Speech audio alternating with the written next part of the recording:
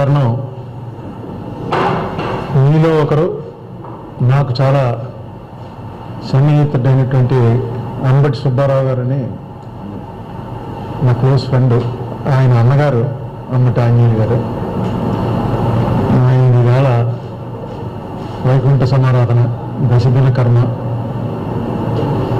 ఈ విజయవాడలో ఆయన మీట్ ద ప్రెస్ అని నన్ను గత 7-8 సంవత్సరాల్లో నేను ఎంపీ నుంచి రిటైర్ అయిపోయి ఖాళీగా రాజమండ్రిలో ఉంటే ఎప్పుడూ రాజమండ్రిలోనైనా ఒకసారి విజయవాడ వచ్చి మీడియాతో మాట్లాడచ్చు కదా అంటే, విజయవాడలో మీడియాని పిలవాలంటే దానికి అడ్రస్లు అన్నీ కావాలి. రాజమండ్రిలో అయితే నేను పాతవాడిని కాబట్టి విజయవాడలో మళ్ళీ ఇప్పుడు అదంతా పడలేని అంటే, అలా కాదు నేనే మీట్ ద ప్రెస్ అని పెడతాను, నేను పిలుస్తాను నిన్ను, నువ్వు రా అని చెప్పి. నిజంగా విజయవాడలో ఏది జరిగినా దానికి ఉండేటువంటి కవరేజ్ వేరు.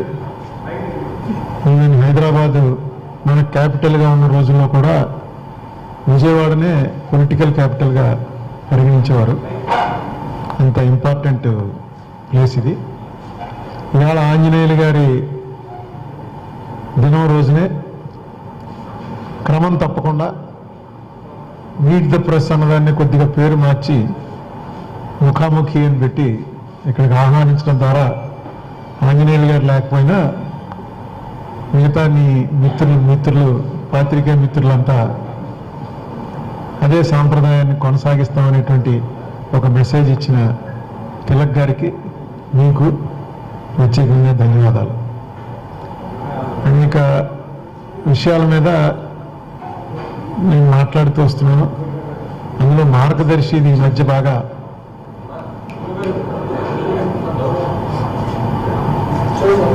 మార్గదర్శి చిట్ ఫండ్ కంపెనీ మీద జరుగుతున్నటువంటి కోర్టు కేసులు, దాని మీద ఎక్కువగా నేను మాట్లాడతానని ఎక్స్పెక్ట్ చేస్తారు. కానీ నేను ఇంతకు ముందు చేసింది మార్గదర్శి ఫైనాన్షియర్స్ అనేటువంటి ఒక రామోజీరావు గారికి సంబంధించినటువంటి కుటుంబ సంస్థ డిపాజిట్లు తీసుకోవటం చట్టవిరుద్ధం అన్న దాని మీదే నేను కంప్లైంట్ ఇచ్చాను. చిట్ ఫండ్ కంపెనీ దానికి మూలం. సో ఈ చిట్ ఫండ్ కంపెనీ మీద ఈవేళ ప్రభుత్వం తీసుకుంటున్నటువంటి చర్యల గురించి నేను ప్రభుత్వాన్ని రైట్ టు ఇన్ఫర్మేషన్ కింద ఏం జరుగుతుందో చెప్పమని నేను కాగితం పెట్టాను. పెడితే దానికి వాళ్ళు ఏం చెప్పారంటే, ఇన్వెస్టిగేషన్లో ఉండగా మేము ఆ వివరాలను ఎవరితోటి షేర్ చేసుకోలేము, ఇన్వెస్టిగేషన్ పూర్తయిన తర్వాత అప్పుడు మీరు మళ్ళీ అడగండి, ఆర్టీఐ కింద మీకు కావాల్సినటువంటి వివరాలు అన్నారు. మొన్న ఎఫ్ఐఆర్లు వేసిన తర్వాత మళ్ళీ అడిగాను, ఎఫ్ఐఆర్లు వేశారు కదా, మీ ఇన్వెస్టిగేషన్ పూర్తయింది, నేను అడిగినటువంటి ఇవ్వండి. అయితే ఛార్జ్ షీట్లు ఫైల్ అవ్వాలండి, ఎఫ్ఐఆర్లు వేసాం కానీ ఛార్జ్ షీట్లు ఫైల్ అయ్యే వరకు ఇన్వెస్టిగేషన్ డీటెయిల్స్ ఎవరితో షేర్ చేసుకోము మేము, అది మాగా ఉన్నటువంటి ఇదని చెప్పారు. సో నేను ఆల్రెడీ చిట్ ఫండ్ కంపెనీ మీద అక్కడ జరుగుతున్నటువంటి అవకతవకలు 2007లోనే ఇలాగే హైదరాబాద్ ప్రెస్ క్లబ్లో మీట్ ద ప్రెస్ అని వాళ్ళు పిలిస్తే వెళ్ళి అక్కడ వాళ్ళు అడిగినటువంటి ప్రశ్నలకి మార్గదర్శి చిట్ ఫండ్స్ కంపెనీలో కూడా ఇలా జరుగుతోంది, ఇవంతా చట్టవిరుద్ధం అని చెప్పడం, దాని మీద మార్గదర్శి చిట్ ఫండ్ కంపెనీ వాళ్ళు నా మీద ఒక 50 లక్షల రూపాయలకి డ్యామేజ్ చేయడం, ఆ సూట్ ఇంకా పెండింగ్లోనే ఉంది. ఈవేళ ఇన్నేళ్ల తర్వాత, దాదాపు 15 ఏళ్ల తర్వాత ఆ రోజు నేను చెప్పినవన్నీ నిజమని మార్గదర్శి వారు ఒప్పుకున్నారని పేపర్లోనే చూసాం. అంతే తప్ప ఇంకా అధికారికంగా నాకు కాగితాలు రాలేదు. కాగితాలు వచ్చిన తర్వాత ఎక్స్క్లూజివ్గా మార్గదర్శి చిట్ ఫండ్స్ గురించి చెప్తాను. నాకు ఇప్పటివరకు తెలిసింది ఏంటంటే, వారు మార్గదర్శి చిట్ ఫండ్స్ వారు చిట్ ఫండ్ యాక్ట్ అని ఏదైతే ఒకటి ఉందో దాన్ని ఫాలో అవ్వం అని కూడా చెప్పేశారు. అది చట్టరీత్యా నేరం. దాని మీద ఏం చేస్తారో చూద్దాం. ఎందుకంటే ఆయన చాలా పెద్ద మనిషి, వయసు కూడా చాలా ఎక్కువ ఉన్నటువంటి మనిషి, చాలా ఎక్కువ వ్యాపారాలు ఉన్నటువంటి మనిషి, చాలా రాష్ట్రాలను శాసించగలిగిన, కేంద్రాన్ని కూడా కనుసన్నల్లో, అటు బీజేపీ వారిని ఇటు కమ్యూనిస్టులు కూడా తన కనుసన్నల్లో మెలిగేలాగా ఉండేటువంటి వ్యక్తి. ఇవాళ మన స్టేట్లోనే చూసుకుంటే గవర్నమెంట్ తప్ప మిగతా అన్ని పార్టీలు, కాంగ్రెస్, కమ్యూనిస్ట్, బీజేపీ, టీడీపీ, అన్ని పార్టీలు, పవన్ కళ్యాణ్, అన్ని పార్టీలు కూడా ఆయన్నే సపోర్ట్ చేశాయి.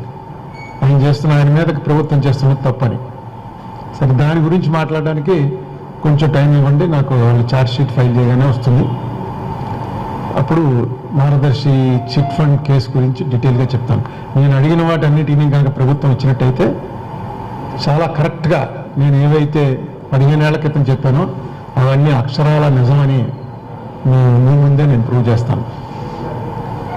ఇక రెండో విషయం, ఇప్పుడు ప్రస్తుతం మనం అస్సలు పట్టించుకుంది అంటే మన రాష్ట్రంలో పట్టించుకుంది దేశంలో చాలా ఇంపార్టెంట్ మ్యాటర్, అది యూనిఫామ్ సివిల్ కోడ్. దాని గురించి ఒక్క నిమిషం చెప్తాను. ఎందుకంటే మన రాష్ట్రంలో అన్ని పార్టీలు బీజేపీతో కలిసి ఉన్నాయి. ఇది ఇంతకుముందు కూడా చెప్పాను మీకు. అన్ని పార్టీలు బీజేపీకి మద్దతుగానే ఉన్నాయి. అందుకని దీని మీద పెద్ద డిబేట్ మీలాంటి వాళ్ళతోటి రాజకీయ అవగాహన ఉన్నటువంటి వాళ్ళు చేయాలి తప్ప అసెంబ్లీలోనో రాజకీయ వేదికల మీదో యూనిఫామ్ సివిల్ కోడ్ గురించి చర్చించేటువంటి పరిస్థితి లేదు. జనరల్గా నేను చాలామంది పెద్ద వాళ్ళు బాగా చదువుకున్న వాళ్ళతో మాట్లాడితే మామూలుగా వాళ్ళు ఏమంటున్నారంటే, అదేంటండి అందరికీ ఒకే చట్టం ఉండాలి కానీ ముస్లిమ్స్కో చట్టం, క్రిస్టియన్స్కో చట్టం, హిందువులకో చట్టం, ఎంత మోసపోతున్నాం హిందువులం, ఇన్నేళ్ల నుంచి తగలేశారు దేశాన్ని అని వెంటనే సివిల్ కోడ్కి క్రిమినల్ కోడ్ కంటే మామూలు మనిషికి పెద్ద తెలియవలసినటువంటి అవసరం కూడా ఉండదు. కానీ ముఖ్యంగా మీ ద్వారా నేను చెప్పాలనుకుంటే ఏంటంటే, ఈ యూనిఫామ్ సివిల్ కోడ్ అన్నది బీజేపీ వారి ఎజెండాలో ఉన్నదే కానీ ఇది బీజేపీ వారు ప్రారంభించింది కాదు. ఇది యాక్చువల్గా మన కాన్స్టిట్యూషన్ ఏర్పడుతున్నప్పుడే సబ్జెక్ట్ టు కరెక్షన్ 36 to 51 అనుకుంటాను, 36 నుంచి 51వ ఆర్టికల్ వరకు డైరెక్టివ్ ప్రిన్సిపల్స్ అని చెప్పి కాన్స్టిట్యూషన్లోనే పెట్టారు. ఈ పెడుతున్నప్పుడు కూడా దీని మీద చాలా చర్చ జరిగింది. అంబేద్కర్ గారు చాలా క్లియర్గా చెప్పాడు, ఇక్కడ థ్రైవ్ అనే పదాన్ని వాడుతున్నాం.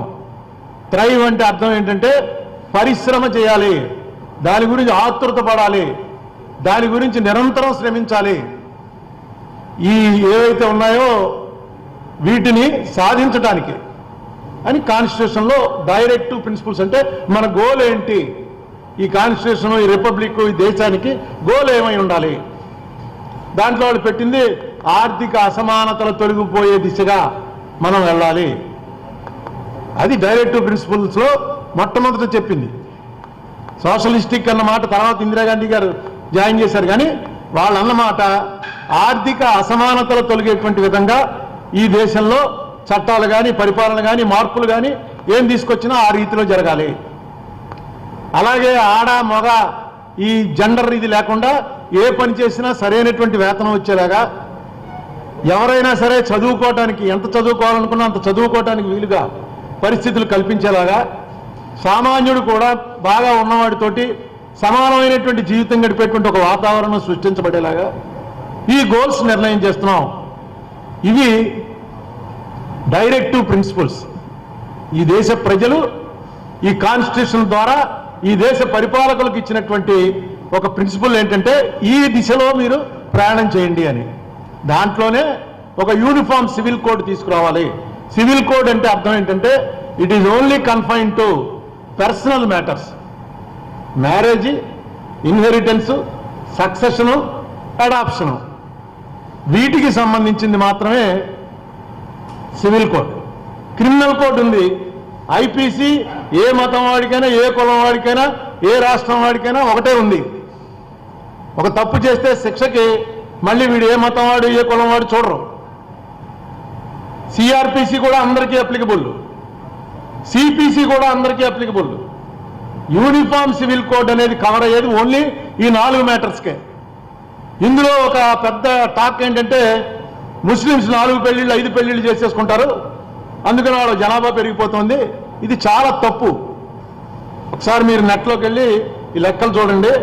ఎక్కడైతే దరిద్రం ఎక్కువ ఉందో అక్కడ జనాభా ఎక్కువ పెరుగుతుంది. హిందువుల్లోనే ఎక్కడైతే బిలో డౌన్ ట్రాడెన్ పీపుల్ ఉన్నటువంటి డౌన్ ట్రాడెన్ బ్యాక్వర్డ్ కాస్ట్లో జనాభా ఎక్కువ అవుతుంది. ఫార్వర్డ్ అయి చదువుకుని ఉద్యోగాలు చేసుకుంటున్న వాటిలో జనాభా లిమిట్ చేసుకుంటున్నారు. ఇది ఒకటి. ఇలాంటి ఒక మచ్చ వేయడం అనేది ఒక ఎజెండాగా పెట్టుకుని ఒక హేట్ క్యాంపెయిన్ జరుగుతోంది.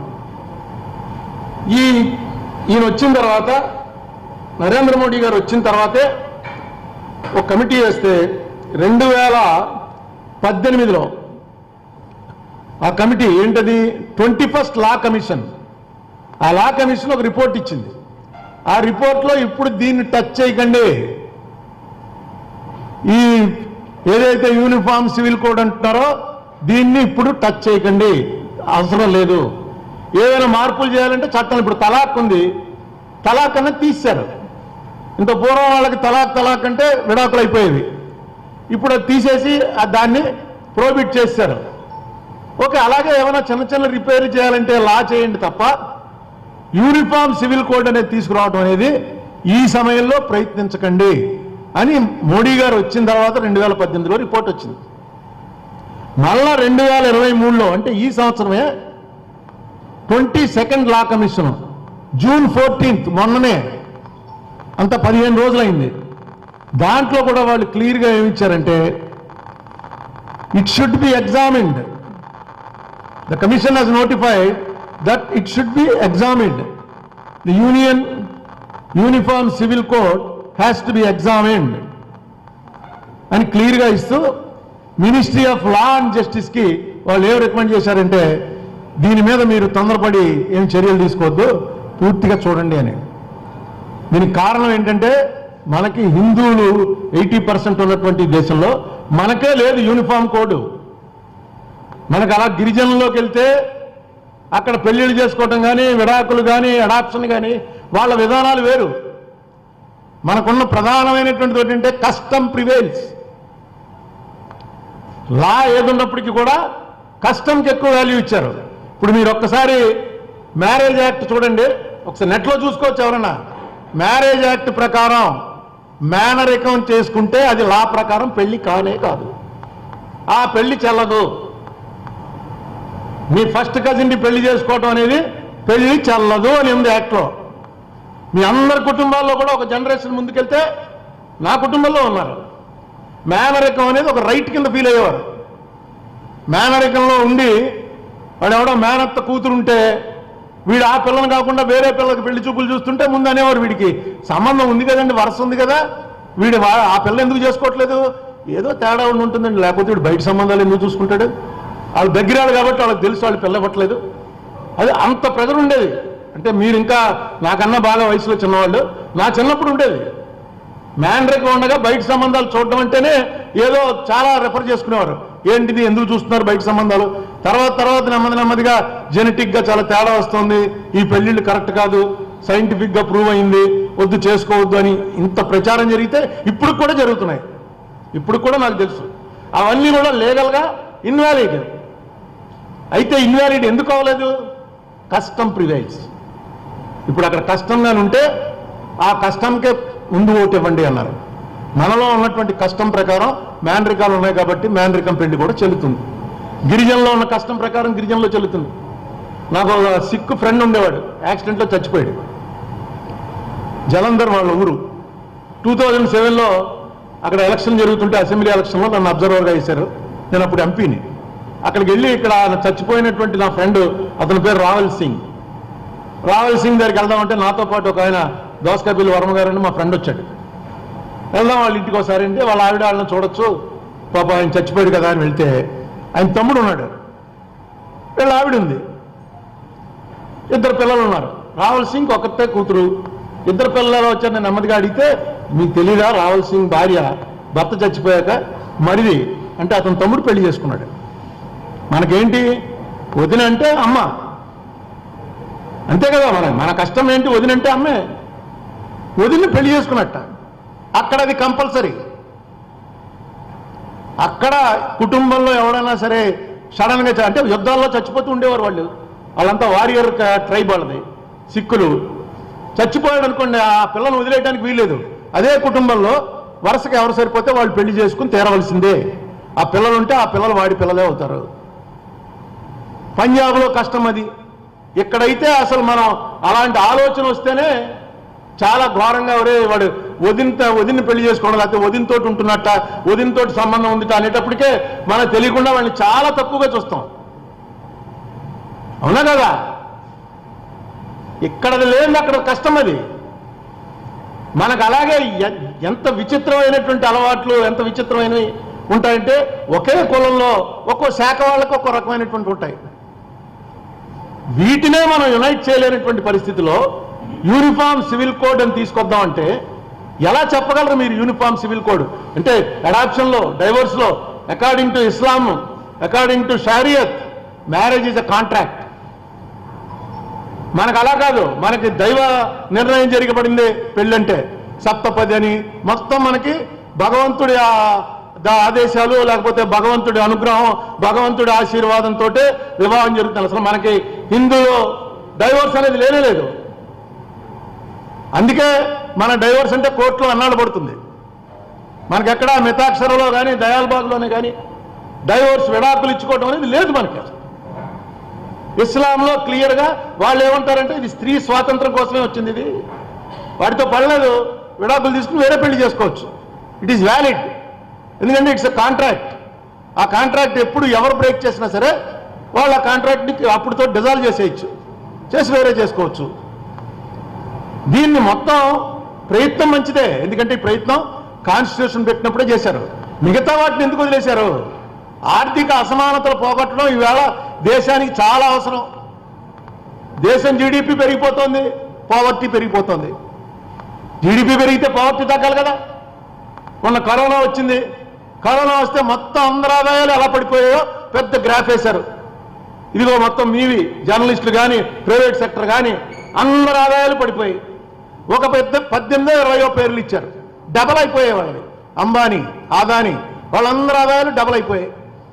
మీకు 3 నెలలు కరోనా వచ్చి ఏ పని జరగకుండా అన్ని తాళాలు వేసేసినా వాళ్ళ ఆదాయాలు పెరిగిపోయాయి, వీళ్ళ ఆదాయాలు తగ్గిపోయాయి.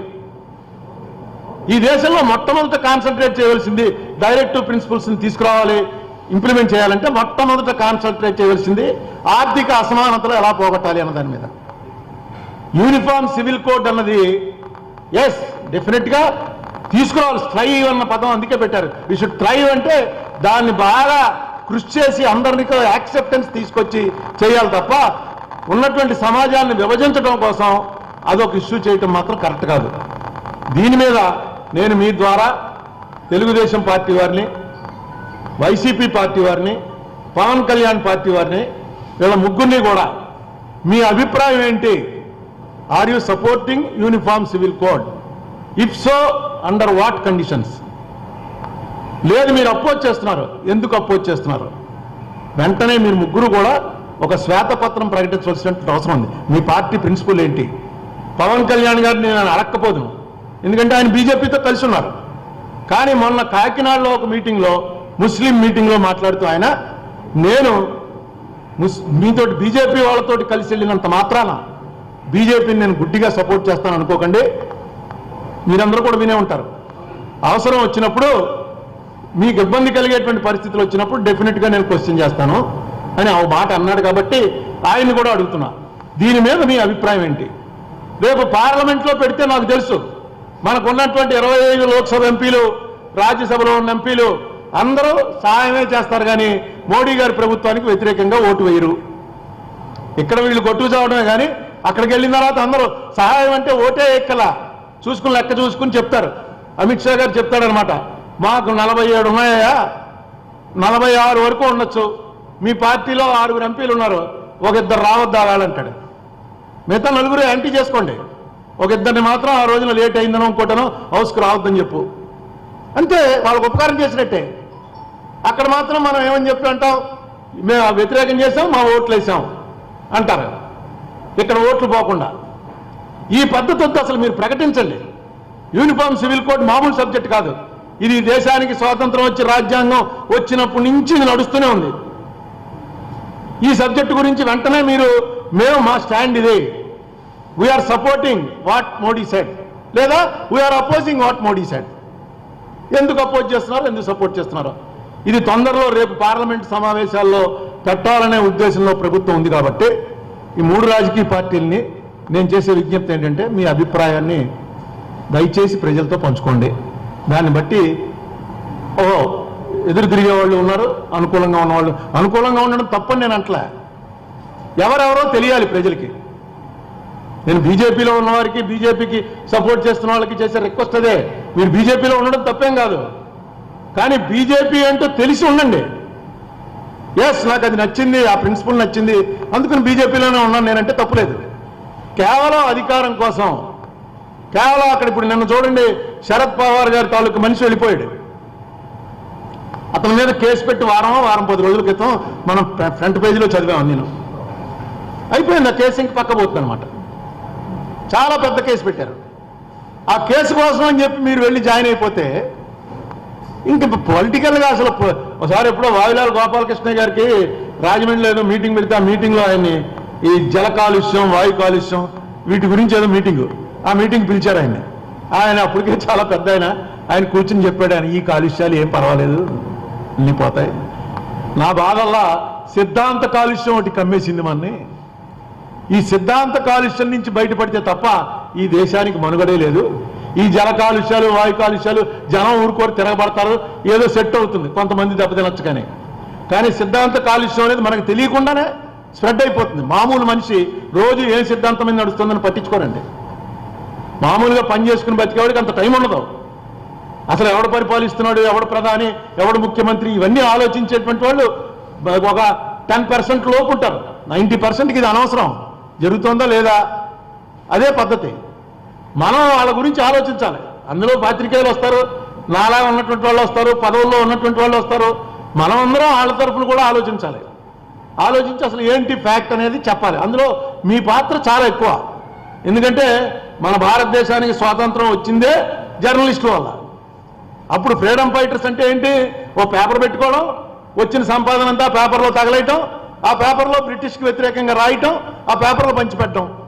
గాంధీ గారికి ఒక పేపర్, నెహ్రూకి ఒక పేపరు, టంగుటూరు ప్రకాశంకి ఒక పేపరు, రాజగోపాలాచారికి ఒక పేపరు, పటేల్ గారికి ఒక పేపరు, బోస్కి ఒక పేపరు.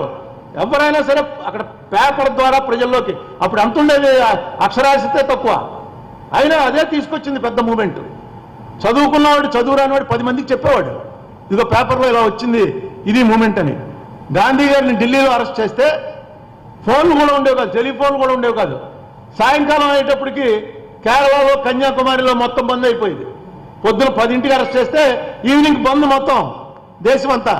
ఎలా వెళ్ళిందో వార్త కూడా తెలియదు. ఊర్లో ఎక్కడో గవర్నమెంట్ ఆఫీస్లో ఫోన్ ఉండేది. రేడియో అంటే రాజమండ్రి లాంటి ఇంట్లో, రాజమండ్రి లాంటి ఊర్లో 10 ఇంట్లో రేడియోలు ఉండేవి. అంత స్ప్రెడ్ అయ్యేటువంటి ఒక ఇది కల్పించగలిగే, ఈ దేశం నాది అనేటువంటి ఒక ఫీలింగ్, ఈ గాంధీ మావాడు, ఈ నెహ్రూ మావాడు అనేటువంటి ఒక ఫీలింగ్ మాసెస్లో కల్పించగలిగారు.